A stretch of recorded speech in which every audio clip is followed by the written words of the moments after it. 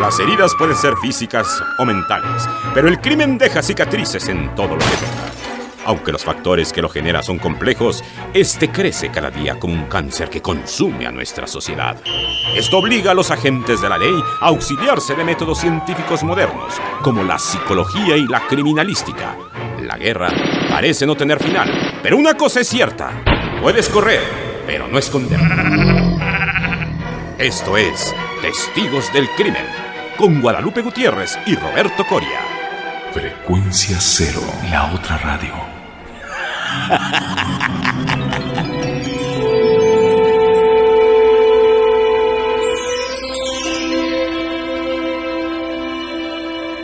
Donde quiera que se encuentren, les mandamos el más afectuoso saludo. Estamos muy felices en esta ocasión porque nos encontramos grabando en vivo y en directo. Bueno, no para ustedes tal vez, pero estamos en las instalaciones del Centro Cultural España en el marco del segundo Festival Radio Macabro. Estamos con un auditorio en vivo, querida Guadalupe Gutiérrez. ¿Cómo estás? ¿Qué tal, Roberto Coria? Pues muy contenta de estar participando en este Festival de Radio Macabro, en donde en esta ocasión se habla acerca de la monstruosidad y bueno, pues parece ser que a ti y a mí siempre nos ha interesado estos temas. Y yo creo que a todos los presentes, el monstruo siempre ha sido una de las figuras preferidas por muchísimas causas. Ahorita tú nos vas a platicar un poco acerca de eso. Claro que sí. Queremos agradecerle pues a muchas personas. Esta es la emisión número 53 de Testigos del Crimen. Marca nuestro primer aniversario en el podcast, pues que gracias a su preferencia se ha mantenido como el número 1 de Frecuencia Cero.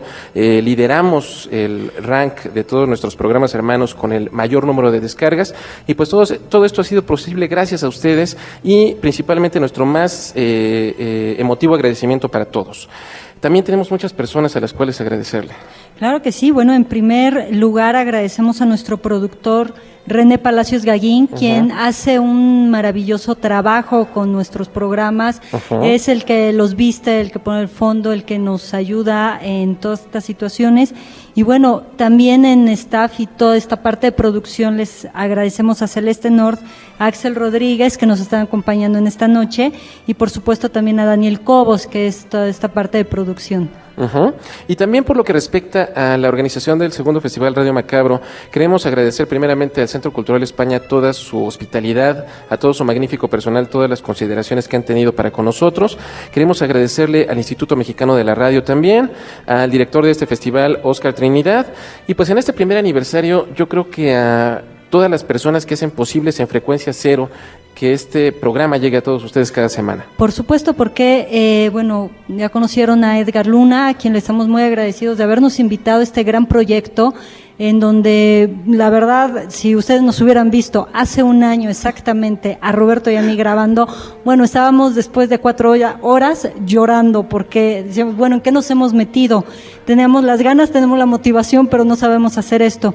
Y bueno, con el apoyo de Frecuencia Cero, de Edgar Luna, Antonio Quirarte, René Palacios, Alejandro Valderas, y todos los que componen Frecuencia Cero, que somos una gran familia y que compartimos todo esto, pues poco a poco hemos ido aprendiendo, parece ser, más allá de la criminología, pues también estos menesteres de internet para llegar a todos ustedes, ¿no? Y pues precisamente para llegar con todos ustedes tenemos vías de comunicación. Primeramente nuestro correo de voz 01800-087-2423 para que nos llamen desde cualquier parte del país y puedan compartir sus experiencias con nosotros.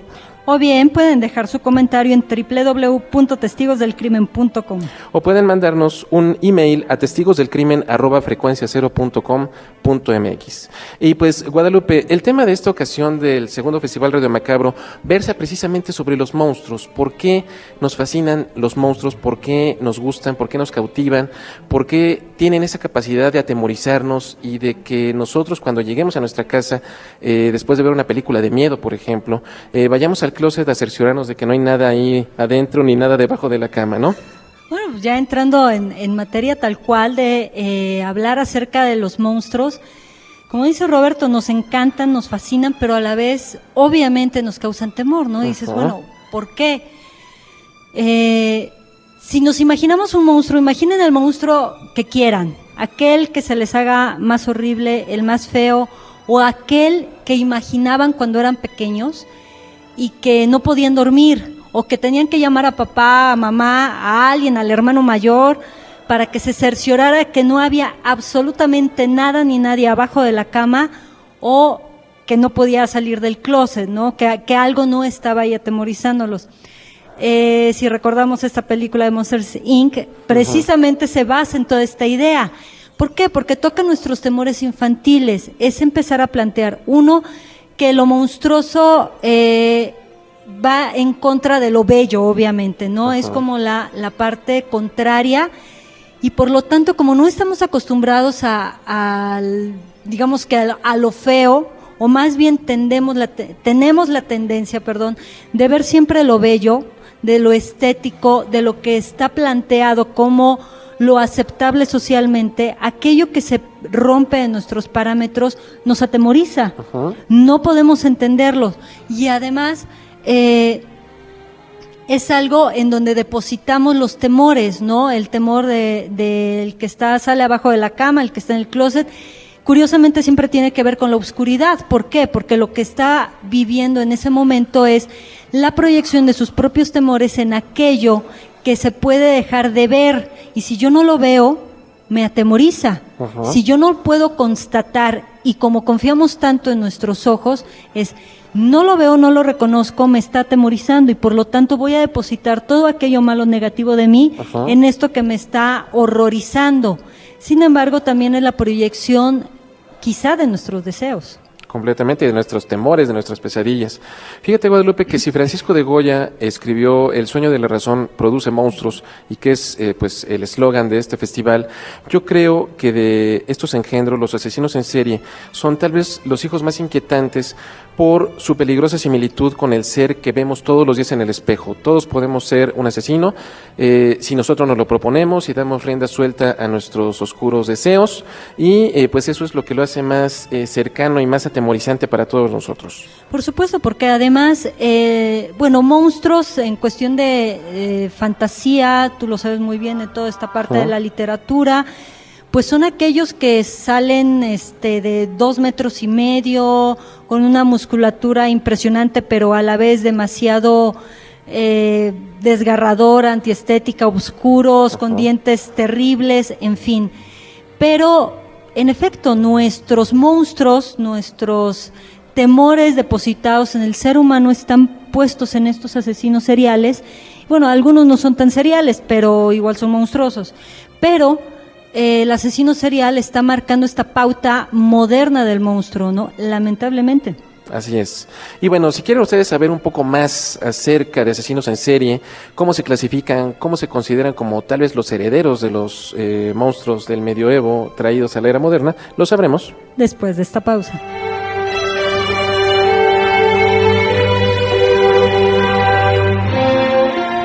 Si quieres descubrir al asesino, quédate con los testigos del crimen.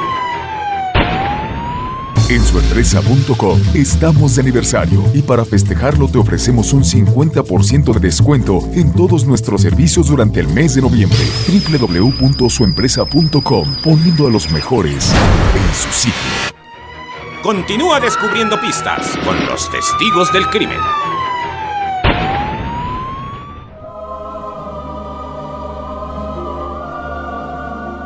Y bueno, estamos aquí ya de regreso en el marco del segundo festival de Radio Macabro. Estamos hablando acerca de la monstruosidad, estamos hablando del asesino serial y cómo se convierte este asesino serial en nuestro monstruo moderno. Y bueno, hay una clasificación que está hecha por Molina Foix, sí, de monstruos. Efectivamente, si nosotros nos vamos a retroceder en la historia, la noción de la monstruosidad inicia en la Edad Media, cuando los viajeros que regresaban a sus tierras trayendo testimonios de lugares lejanos, llegaban con historias de seres que escapaban a todo lo que conocían ellos, a todo lo doméstico, como lo dice Sigmund Freud. Entonces, de aquí es que la palabra es tal vez el primer vehículo para transmitir la idea de lo monstruoso, aunque muchas veces, y según la literatura de H.P. Lovecraft, por ejemplo, la palabra se manifiesta incapaz de describir todo lo terrible, todo lo monstruoso, todo lo aberrante que es el monstruo. Efectivamente, como mencionabas, Guadalupe, José Antonio Molina Foix, en un libro que se llama Horrorscope, volumen 2, menciona una serie de clasificaciones en base a la literatura y al cine, que de alguna manera pues son los referentes más inmediatos inmediatos que tenemos todos nosotros. Yo sé que todos ustedes, querido público, han visto películas de Freddy Krueger, han visto películas de Hannibal Lecter, han visto películas de Letterface, etcétera, etcétera. Y entonces Molina Foix crea una primera gran clasificación, que sería la monstruosidad humana. Dentro de esta va a haber un apartado que se refiere específicamente a todos estos seres humanos con una psique torcida, como sádicos, científicos locos y psicópatas. El asesino en serie podría entrar en esta clasificación. Sobre ello un poco más en la plática de mañana aquí en el Festival Radio Macabro, impartida por Francisco de León, titulada Taxonomía del Monstruo. Además. El comercial. Comercial. Sí, claro. Bueno, y a todo esto, yo creo que surge la pregunta de por qué nos fascinan los asesinos seriales. Por algo estamos aquí, por algo escuchan, afortunadamente, nuestro podcast. Y hay algo de atractivo. ¿Qué será? Yo quiero que ahorita le preguntemos a todo el público al finalizar. Pero yo creo que en esencia el asesino en serie es atractivo para todos nosotros porque hace las cosas que nosotros no nos atrevemos a hacer. Se sale de las normas morales, se sale de las normas sociales, se sale de las leyes y puede dar rienda suelta a todos los placeres. No quiero decir que esto sea algo que se deba de glorificar. Esa nunca ha sido la intención de Testigos del Crimen. Todos estos hechos lamentables, dolorosos, que traen un montón de secuelas negativas para todas las personas que sobreviven a estos hechos, pues son actos de lo más deleznable, de lo más terrible y sin embargo permanecen en nuestro gusto precisamente porque son nuestro reflejo, hacen lo que nosotros ni siquiera nos atrevemos a concebir. Exacto, y aquí es en donde entra esta parte psicológica en donde nos planteamos al asesino serial como depositario de aquellos deseos de los más bajos. Freud hablaba de dos instintos básicos, de dos pulsiones, la agresiva y la sexual. Curiosamente, los asesinos seriales manejan ambas. Sin embargo, habrá que distinguir en dónde de verdad es sexual y dónde de verdad es agresión, porque si les pregunto, bueno, ¿en dónde está? Dicen, pues es pura agresión, obviamente. Es las violaciones, mutilaciones, etcétera, pues no tienen nada de sexual, ¿verdad? Digo, así como que muy placentero y sexy no se oye, obviamente. Pero, como lo manejan precisamente los asesinos seriales, es una agresivización de la pulsión sexual, es decir, van a sentir placer a través de una agresión en donde ellos le están poniendo además el conato de sexualidad. O sea, hay cosas que no deben de ir en ese costal y lo ponen. Y así es como actúan. Entonces, ¿de dónde viene toda esta parte de asesino serial? Si nos vamos tal cual a la palabra serial, nos habla de serie. Es decir, que hay una repetición, lo que nos lleva a una compulsión. Y las compulsiones, como todos sabemos, porque todos en algún momento las tenemos, es una tendencia a repetir, y a repetir, y a repetir. ¿Sí? O sea, ya se acabó el acto, ya me satisfizo en este momento, sin embargo, al poco momento, a las 2 horas al día, a los 5 días al mes, voy a volver a sentir este deseo, esta necesidad de llenar, digámoslo así, un hueco. El asesino serial lo plantea desde diversos índoles porque tiene que ver con su historia, para empezar a agredir, quizá desde un menor nivel en que se va entrenando hasta un mayor nivel que puede ser violación, descuartizamiento, etcétera, etcétera, todas aquellas monstruosidades precisamente que pueden ser capaces, ¿no? Así es. Y fíjense que en esta definición de qué es un asesino en serie, debemos acudir necesariamente a los estudios que realiza durante la década de los 70 el agente especial del FBI Robert Ressler, en compañía de su asociado John Douglas. Estas dos personas trabajaban en el Departamento de Ciencias del Comportamiento del FBI, con sede en Quantico, Virginia.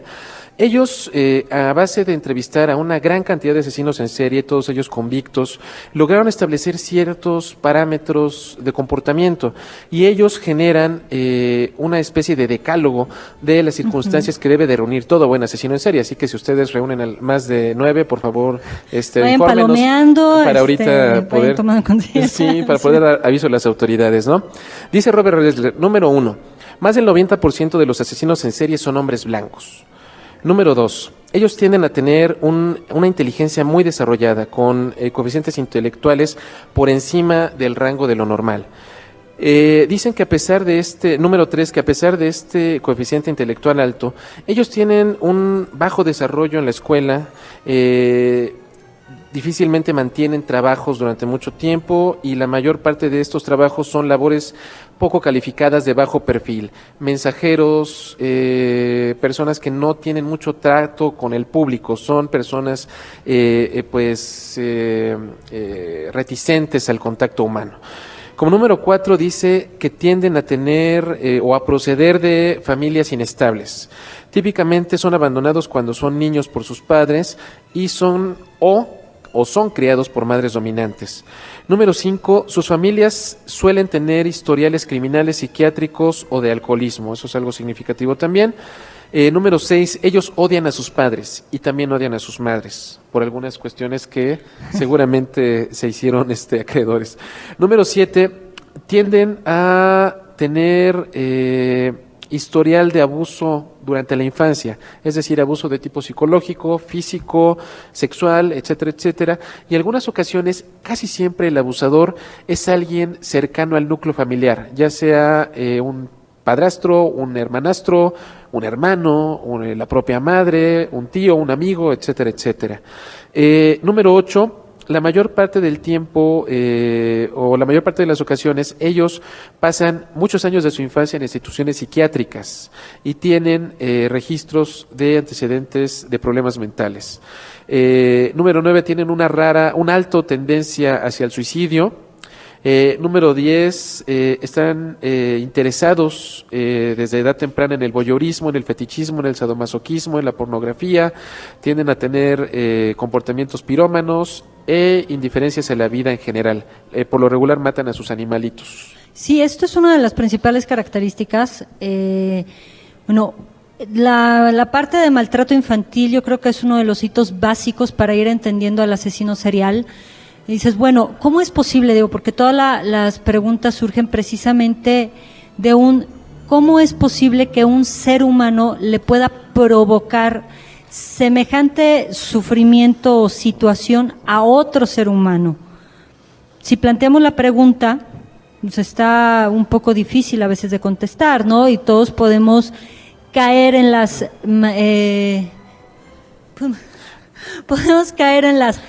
mismas respuestas, ¿no? Es que está loco, es que no entiende o es que le falta la razón y siempre termina en que está loco, ¿no? Uh-huh.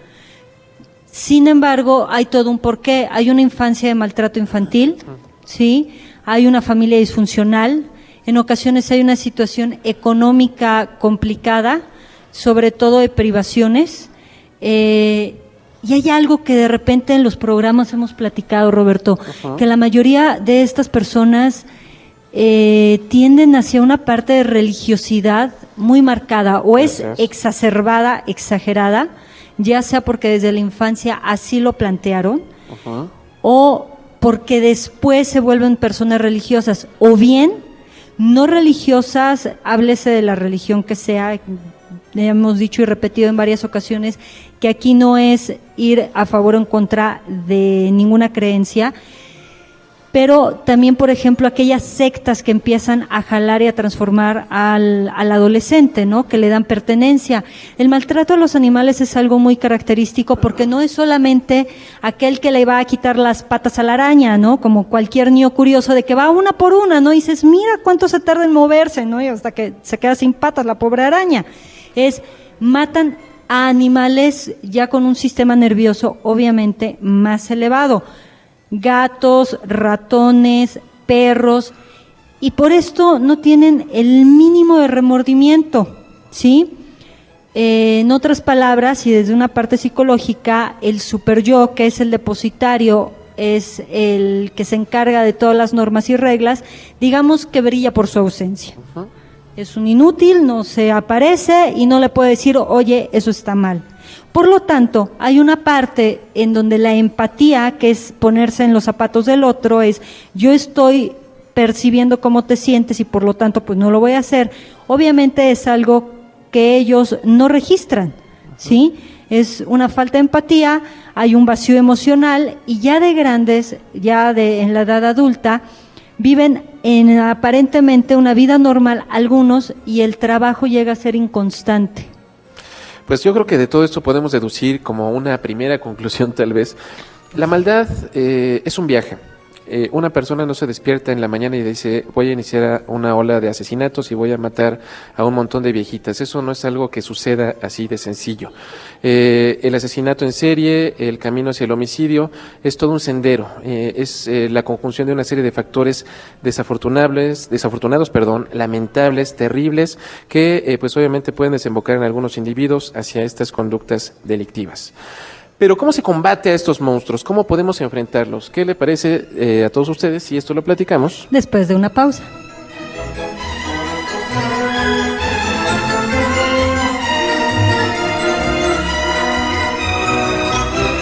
Si quieres descubrir al asesino, quédate con los testigos del crimen. Porque sentirse bien es cuestión de decisión. Descarga la Frecuencia Positiva con Luz María Mesa en www.frecuenciacero.com.mx/Frecuencia Positiva. Un podcast más de Frecuencia Cero.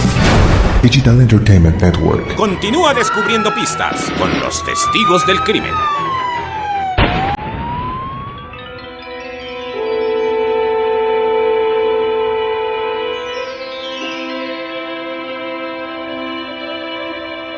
Regresamos a este último bloque de Testigos del Crimen. Nos encontramos grabando este podcast desde las instalaciones del Centro Cultural España en el segundo Festival Radio Macabro, frente a un grupo de devotos, seguidores de Testigos del Crimen. Muchas gracias a todos ustedes por estar aquí esta noche.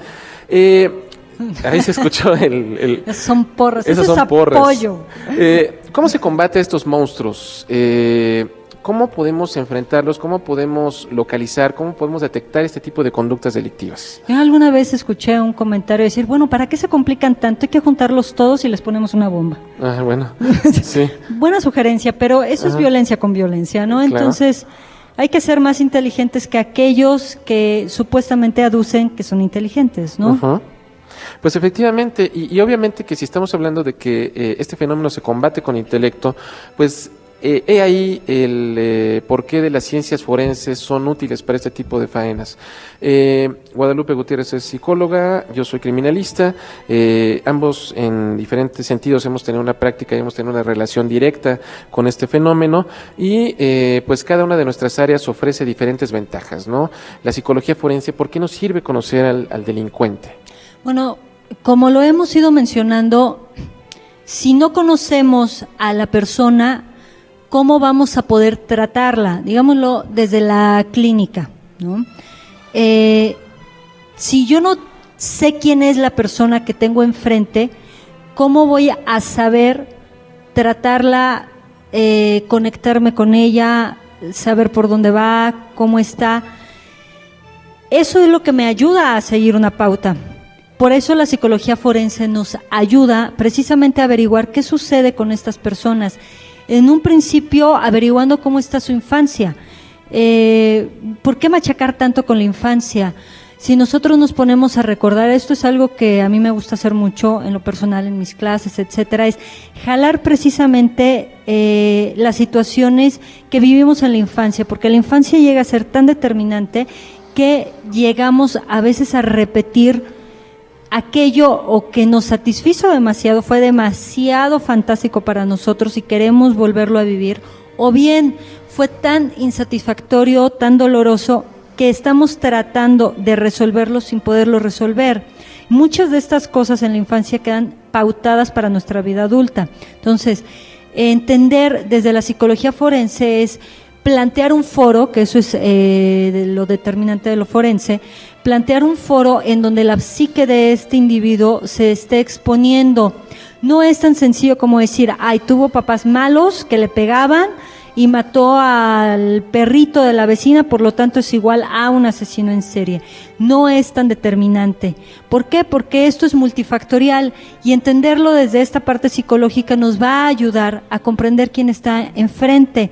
Es decir, toda esta parte oscura, toda esta parte, se los planteo así. A mí me preguntaban hace un momento, ¿por qué te metiste a estudiar estas cosas? De decir, tratar de descifrar qué trae esta parte oscura, este monstruo, qué lo motiva, qué lo lleva hasta estos límites o exceder los límites, es algo apasionante. Y la psicología forense es lo que da una explicación desde la psique humana de cómo se fueron conformando las situaciones y los factores para que el resultado fuera ese.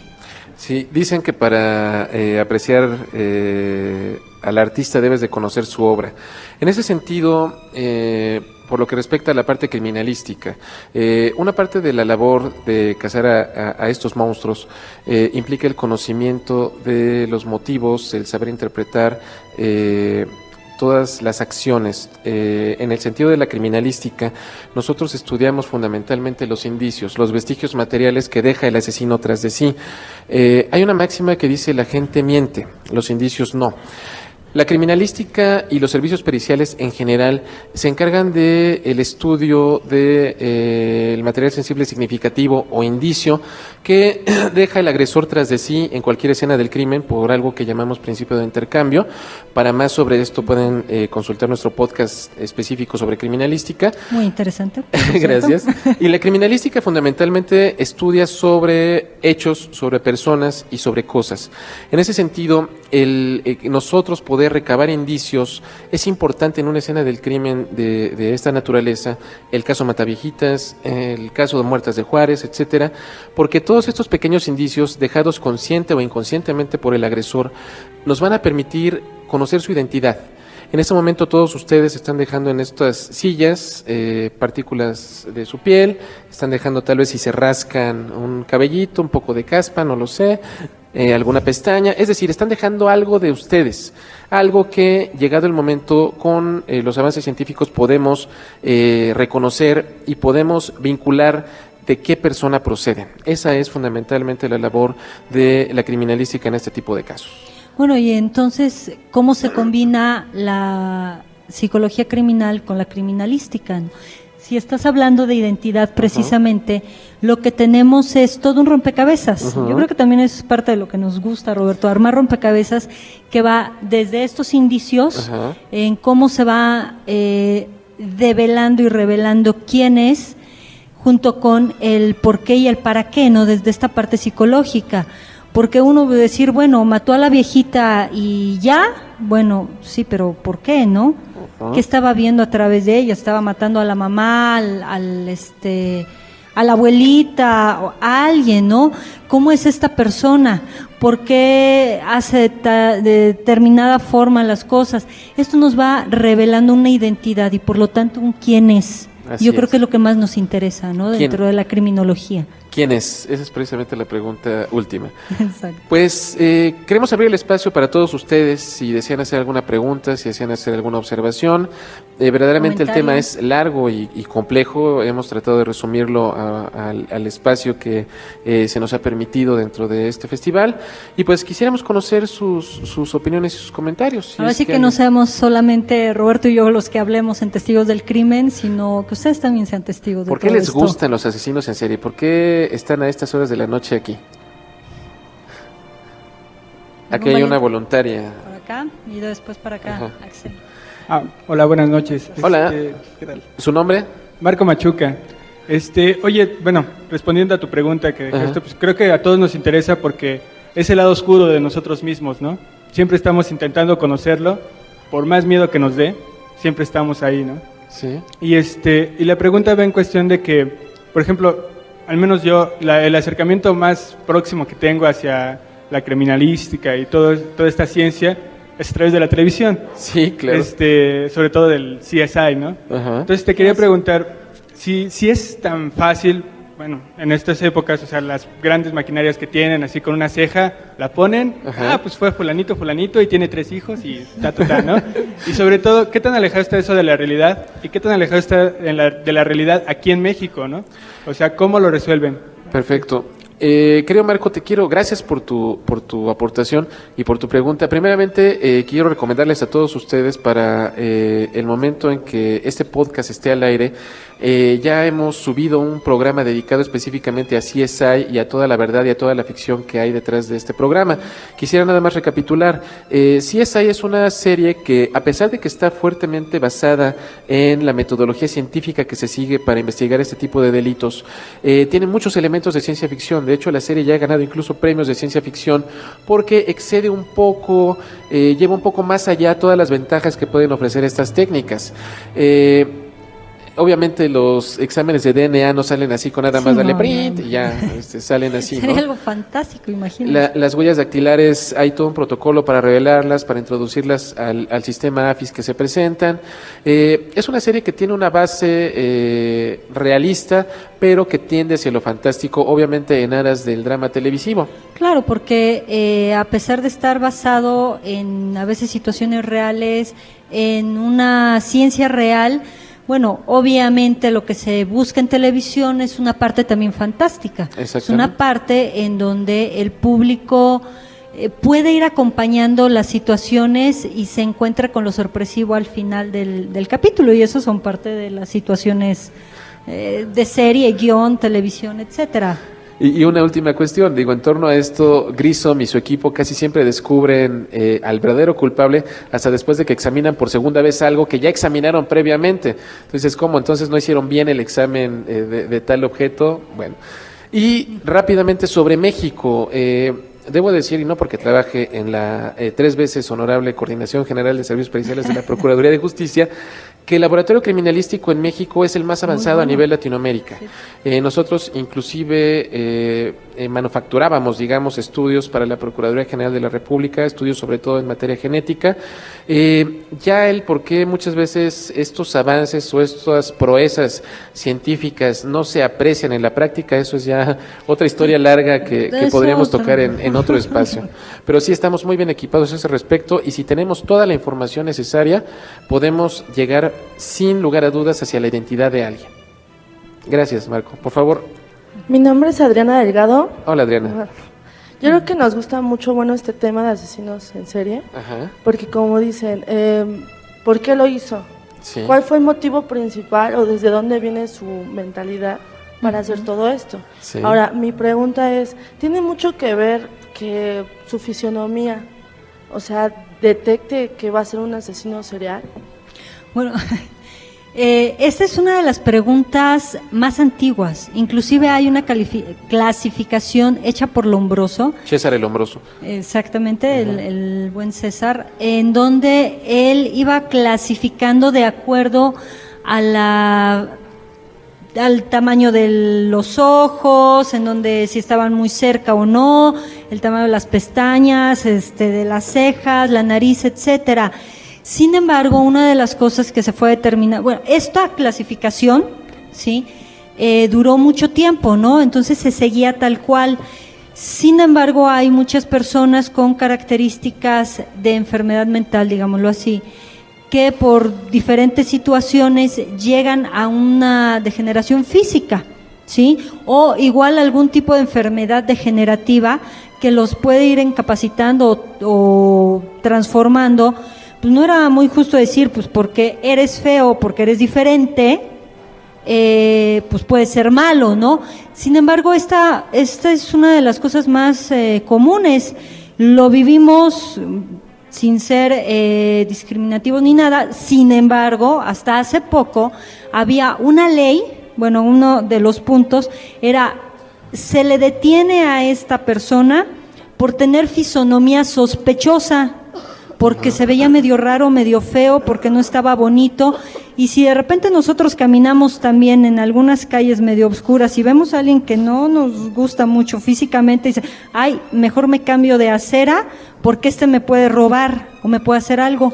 Y a lo mejor el hombre es un pan de Dios. No es determinante, ¿no? O sea, digo, ya que se conjunta de repente aquí con lo monstruoso y además malo, bueno, ya las digo todas, ¿no? O sea, pues, ni modo por él. Vayámonos a la criatura de Frankenstein o a Quasimodo, ¿no? Eran feos y tenían un alma bondadosa. Y además yo creo que este concepto lombrosiano ha quedado muy rebasado. Hay muchos personas que andan por ahí en revistas de espectáculos diciendo que la fisonomía de un individuo determinaba su conducta. Yo no creo que sea algo muy acertado ni muy certero, ¿no? Definitivamente la conducta se modela a base de una serie de experiencias, de vivencias, de traumas, de frustraciones, de todo lo que te ocurre en la vida. Tenemos el ejemplo de Ted Bundy. Ajá. Quieren visitar en este podcast. El chico era descrito así, es el chico que cualquier mamá quisiera para su hija. Todas sus mamás yo creo que están Imagínense, felices con el tipo. Y el cuate engañaba a estas chicas, las golpeaba, las violaba y las mataba. Así es. Y era guapísimo, encantador, un tipazo. Entonces, no es determinante. Por favor. Sí, tu servidor Pedro Villegas. Perdón. Tu servidor Pedro Villegas. Pedro, mucho gusto. El ser humano nace limpio. Ajá. El ser humano es como una máquina, de hecho, entre comillas lo pongo, es una máquina, se va programando. Ajá. De infante, como dices, le gusta cortarle las patas, las extremidades a los animales, pero un insecto no manifiesta audio, o sea, sonido, no se queja. Crece y usa animales que transmiten ruido. Ajá. Eso es satisfacción. O sea, a él le satisface el audio, el sufrimiento. Y luego, por ejemplo, el ser humano lo traslada, a mi forma de ver, no sé, al sadomasoquismo. Y ahí, por ejemplo, se relaciona, digamos, sexo, violencia, tormento o tortura. Ajá. Y este ser humano va creciendo, esa máquina va creciendo, va formándose un concepto. Con el tiempo, ustedes hablaban, lo que les mencionaba, la empatía, bueno, lo manejaste tú. Esa empatía, él se pone en ella, pero a la vez pierde la sensación y posteriormente actúa ya sin sensaciones. A ver si me explico. Cuando uno roba por primera vez, le da miedo, sale esa adrenalina. Conforme lo va haciendo, dicen, hay un refrán que dice, haz las cosas a las que más les temes y síguelas haciendo hasta que ya no les tengas miedo. El ser humano es igual a eso, pierde ese miedo, pero ya está programado. Entonces, un asesino llega el momento en que por más que lo estudies, no lo puedes entender, no es fácil. Por eso, ahora sí que dicen... Nada sencillo. Ajá. Mi pregunta, por ejemplo, es, en un momento dado dicen que no hay un crimen perfecto, perdón, que hay crímenes perfectos, otros dicen que no. A mi forma de ver, el ser humano es el único que puede destruirse a sí mismo con la psicología. ¿Qué tanto la ciencia criminológica con la técnica avanzada? ¿Qué tanto estudiando al mejor ser humano que ha estudiado al ser humano, Sigmund Freud? ¿Qué tanto se puede conocer, como decía la compañera, simplemente con su perfil, viéndolo, dices, este es un asesino? ¿Sí me explico? Sí se explica y muy buen planteamiento. Yo creo que las conductas se aprenden y desde ese punto de vista nosotros vamos modelando nuestra personalidad. Respecto a esta parte, el crimen perfecto, dicen que el crimen perfecto es del cual ni siquiera nos enteramos, o sea, una persona se va a su trabajo, nadie vuelve a saber de él, nadie se pregunta de él, quién sabe qué le pasó, a lo mejor alguien lo mató y nadie se enteró, nadie preguntó, no hubo una denuncia, no hubo quien echara de menos al sujeto, entonces ahí podríamos hablar del crimen perfecto. Pero por ejemplo, en un podcast que se subirá esta semana, dedicado a Nathan Leopold y Richard Loeb, un par de jóvenes homicidas que en 1924 creyeron cometer el crimen perfecto y sin embargo es todos estos actos fallidos a nivel inconsciente los que los traicionan a pesar de sus coeficientes intelectuales elevadísimos y terminan cayendo en manos de la policía. Y también, bueno, complementando esto, dicen, bueno, existe el crimen perfecto, quizás sí, desde este planteamiento que nos dice Roberto, pero también a veces es que las investigaciones o se entorpecen o se desvían, o a veces tienen ciertas cosas que llegan a la investigación a una puerta sin salida, ¿no? A veces no son determinantes. ¿Qué pasa con el perfil? El perfil es algo que se acerca lo más posible a quién es este sujeto.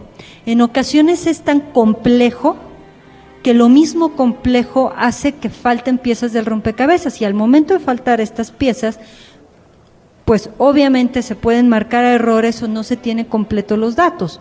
Entonces, como son ciencias humanas, para tratar humanos, para entender a los humanos, pues son falibles. Sí, permítanos tantito para el micrófono. Rapidita para darle acá el paso al compañero. Gracias. La última, la tenía, pero por estar metido.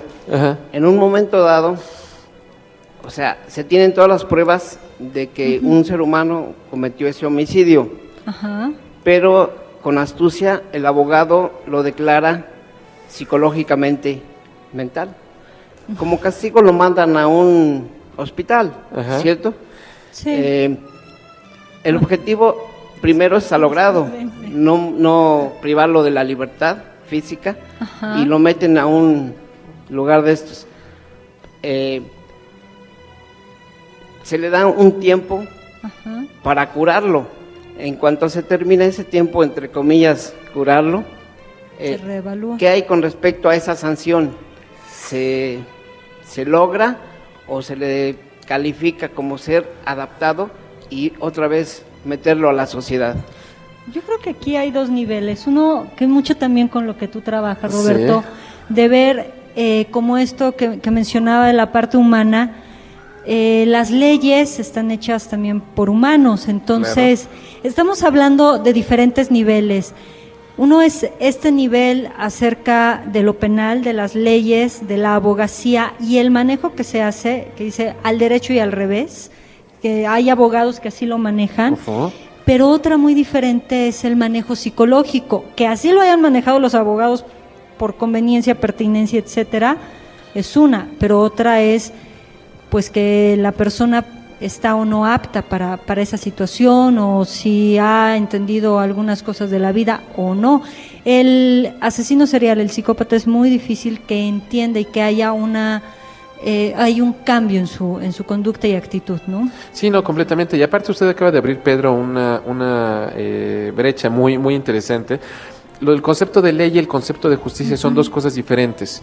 Desafortunadamente las leyes, como dice Guadalupe, son hechas por hombres, son falibles, se pueden estirar, se pueden romper, y pues usted acaba de proponer un tema que podríamos tocar precisamente en una emisión específica de Testigos del Crimen.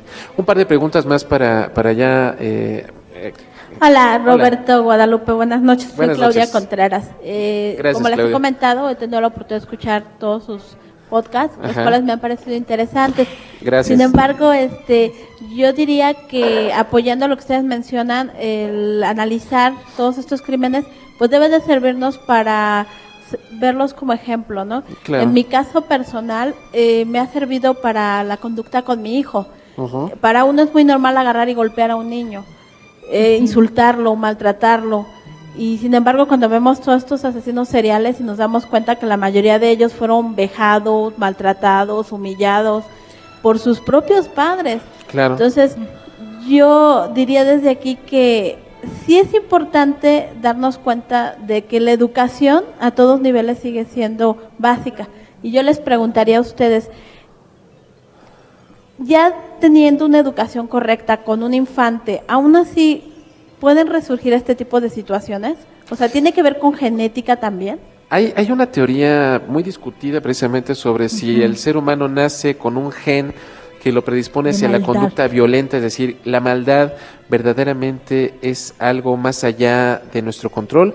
Para mí esta pregunta, si la respondiera afirmativamente, sería como aceptar que un destino, una fuerza mayor, digo, con todo respeto a las creencias que todos tenemos, como si, ¿dónde queda el libre albedrío? ¿Dónde queda nuestra elección? Nuevamente lo digo, la maldad es un camino. y obviamente tienes que seguir una serie de pasos para que te lleven a ello. Yo verdaderamente en la práctica no creo o nunca he tenido algo que me lleve a pensar que esto, tal o cual crimen, el delincuente es una persona que nació siendo mala. Salvo tu mejor opinión. No, yo estoy completamente de acuerdo. Inclusive recuerdo en alguno de los cursos que tomé precisamente de criminología, etcétera, el maestro mencionaba, y a mí me desconcertó mucho, que el sociópata se hace, porque tiene que ver con la sociedad, y el psicópata nace. La verdad, desde un aspecto psicológico, desde el ámbito psicoanalítico en donde yo me he especializado, más bien es les decía, todo es multifactorial. Hay una parte de constitución, pero esto no es determinante.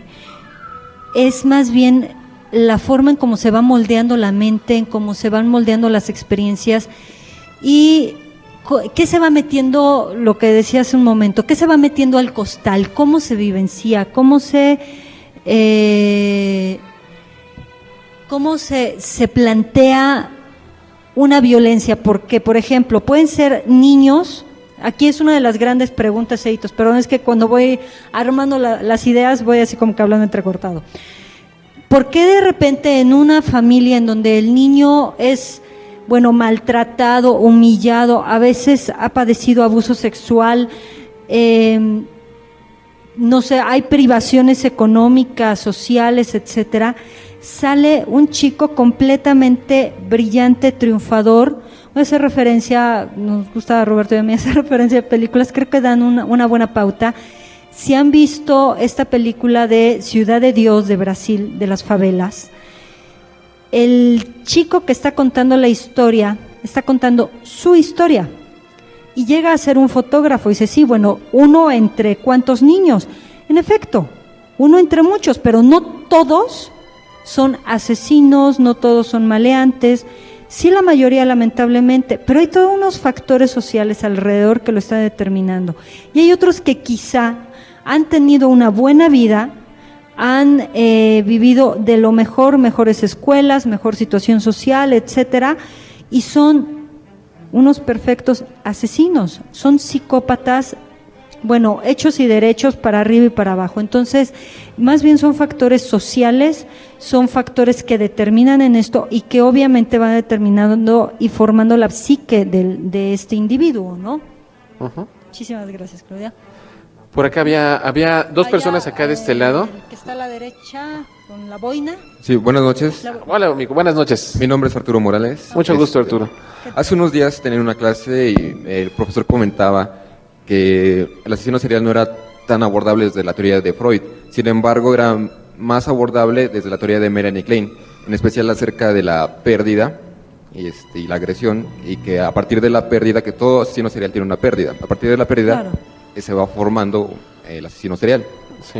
Y una breve pregunta para Roberto. En México, ¿en qué lugar se puede uno formar como criminólogo o criminalista? Mira, sí hay varios lugares. La mayor parte de ellos son instituciones de tipo privado, de tipo particular. Posteriormente, con mucho gusto te podré recomendar algunos lugares. Por lo pronto, a nivel institucional, tal vez el lugar más fidedigno podría ser el Instituto Nacional de Ciencias Penales, que es un órgano de la Procuraduría General de la República. Pero con gusto podríamos este aspecto responderlo a más a detalle. Muchísimas gracias, Arturo. Y por acá también nuestro amigo de la boina. De la boina. Hola. Hola. Primero que nada, una felicitación. Gracias. Un agradecimiento. Y mi comentario gira un poquito en querer enfatizar y subrayar algunos elementos que se han remarcado, aquí se han puntualizado. Me llamó mucho la atención el enfoque que le presentaron sobre el perfil psicológico y ciertas causas sociales. Sí. Y de acuerdo a la experiencia profesional, cómo se ha llevado a cabo, me inquieta un poco la forma en cómo se enfatiza en determinado momento el análisis que ha tenido en ciertos elementos literarios, la figura del asesino. Uh-huh. Vaya, me refiero desde la novela negra, el thriller, Edgar Allan Poe, cómo crea intrigas, misterios, vaya. Pero vaya, como todos estos antecedentes han ido creando toda una iconografía en torno a lo que es el asesino serial y lo que es la expectativa del asesino serial en las necesidades sociales humanas, es decir, el imaginario. Sí. En ese sentido, yo tengo una inquietud grande y bueno, y quiero antes que nada puntualizar y subrayar que no pretendo crear una controversia, una polémica que sé que sería estéril y no tendríamos ni el tiempo ni las circunstancias adecuadas para poderla contestar. Simple y sencillamente me llama la atención cómo a nivel mediático la promoción de la violencia institucionalizada en los perfiles tempranos de personalidad y las personalidades influenciables, susceptibles, como lo puede ser un joven en formación, de pronto empieza a pegar muchos aspectos de lo que es la cultura gore, lo que es la cultura snoop, vaya, etc., todos estos detalles escabrosos, truculentos, excéntricos, macabros, vaya, no sé cómo definirlos. Yo sé que cada quien puede encontrar calificativos así y contracalificativos. Lo que me refiero es básicamente a que en este sentido hay novelas muy representativas, y yo lo digo porque, vaya, me llama mucho la atención el análisis psicopatológico de lo que es el estudio de la violencia en la literatura, el análisis de la patología en la literatura misma del escritor. Sí. Y en ese sentido, por ejemplo, una de las novelas que me ha llamado la atención, o de la producción literaria que me ha llamado mucho la atención, es la de El Marqués de Sade. No sé si ustedes pudieran hacer alguna breve comentario, alguna disertación, pequeña, claro.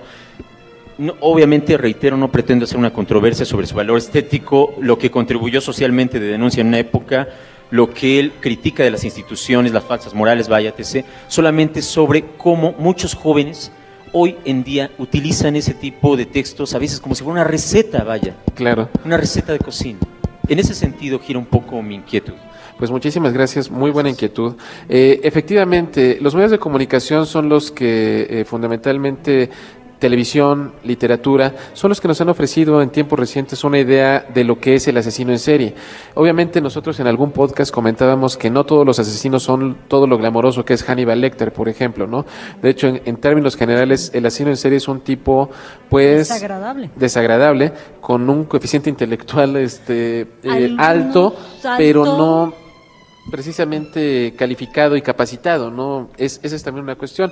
Y respecto al Marqués de Sade, pues usted nos acaba de dar ahorita una pauta para un programa futuro de Testigos del Crimen. Y bueno, una de las cosas que marca el Marqués de Sade, valga los juegos de palabras, es el manejo de la agresión, precisamente esta agresión sexualizada que mencionaba hace un momento, ¿no? En donde se ha planteado el placer como algo en donde tiene que tener un componente agresivo para ser satisfactorio.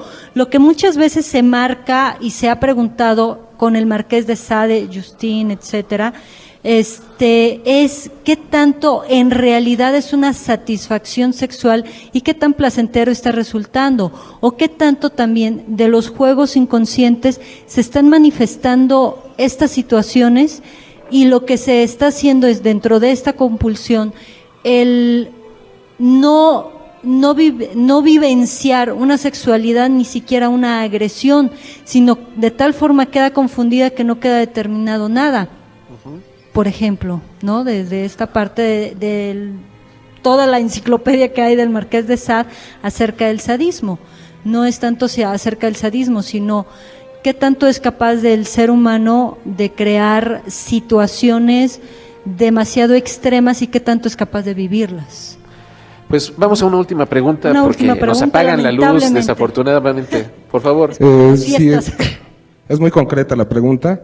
Solamente quería saber si tomamos en cuenta que la criminalística y la criminología buscan una explicación o una etiología del por qué, las causas de estos asesinos, ya sea serial o no serial, no es taponear la pregunta o la explicación el considerarlos un monstruo, ponerles esa etiqueta. Es muy fácil siempre ponerle etiquetas a las cosas. Nosotros, convenientemente, todo lo que es ajeno, todo lo que es extraño, todo lo que es... Freud estableció una diferencia entre lo doméstico y lo siniestro. Lo siniestro, según esto, es todo lo que altera la armonía de la domesticidad. En ese sentido, nosotros es una manera que utilizamos para etiquetarlos, que sí, en mucho es producto de la cultura popular, pero sobre todo acerca de este comportamiento que contraviene la normalidad, que contraviene el comportamiento general de la mayor parte de las personas. Uh-huh. Pues bueno, ahorita podemos continuar si, como dicen ustedes, quieren todavía un poco más de nosotros, con muchísimo gusto, pero vamos a dar por concluida esta emisión de Testigos del Crimen. Les agradecemos de veras muchísimo su presencia aquí en el Centro Cultural España y estuvimos con ustedes, Guadalupe Gutiérrez y Roberto Coria, Testigos del Crimen.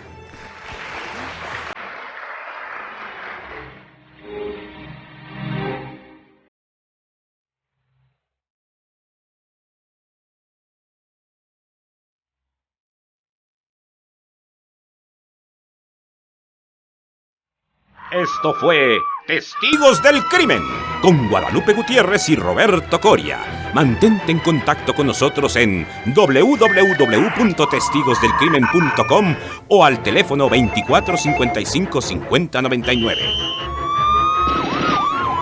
Testigos del Crimen, un programa más de Frecuencia Cero, la otra radio. Lo mejor de la radio en la palma de tu mano.